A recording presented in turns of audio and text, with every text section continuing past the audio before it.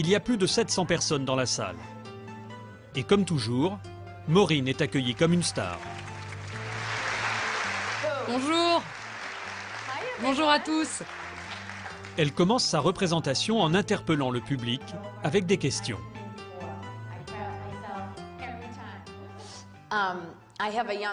J'ai une jeune personne qui vient de me dire qu'elle s'est peut-être défenestrée ou qu'elle a chuté d'un building, quelque chose comme ça.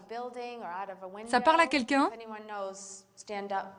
À chaque question, Maureen trouve toujours des personnes qui se sentent concernées. Là encore, c'est une maman qui prend le micro. Ok, vous là-bas, ça vous dit quelque chose? C'est mon fils. Son parachute ne s'est pas ouvert. Parfois, Maureen donne plus de détails. Est-ce que quelqu'un connaît une certaine Kathleen? Avec cette famille, la médium prétend être en contact avec leur fille décédée, Kathleen. Est-ce que la maman peut se lever et venir ici? Et elle va donner des informations sur l'accident de voiture qui lui a coûté la vie. Maureen va carrément exécuter des pas de danse car la jeune fille était danseuse. Désolée, mais il faut que je le fasse. Encore plus troublant, elle évoque un tatouage que certains membres de la famille se sont fait faire après le décès. Alors, vous vous êtes fait tatouer le fameux papillon? Qu'est-ce que vous avez là? Ah, le tatouage en forme de papillon. Applaudissez-les. Une telle précision paraît incroyable. Comment fait-elle? C'est à Los Angeles que nous allons obtenir des réponses. Dans ce temple du rêve américain, deux hommes ont créé une association pour démasquer les voyants.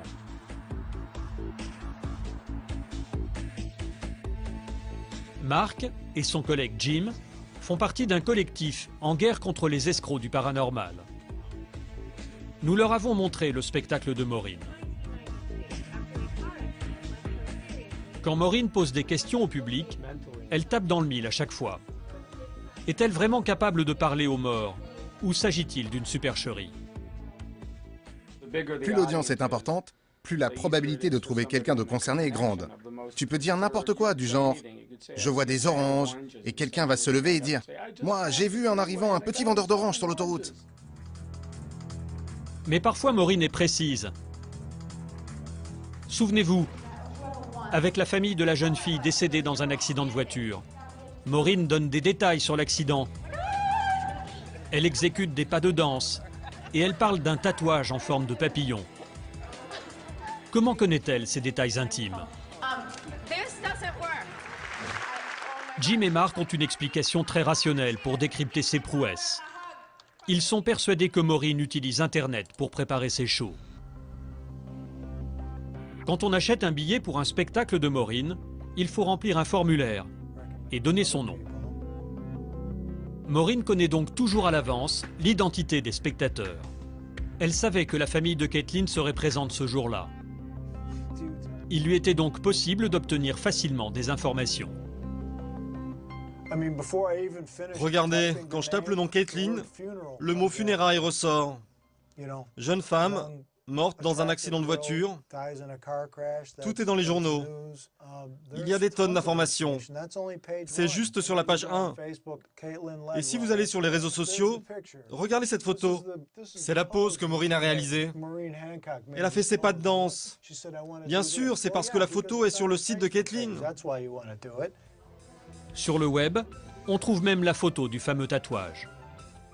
Ça a l'air impressionnant face à 300 personnes, alors que pour obtenir ces informations, ça ne prend que 5 minutes sur Internet.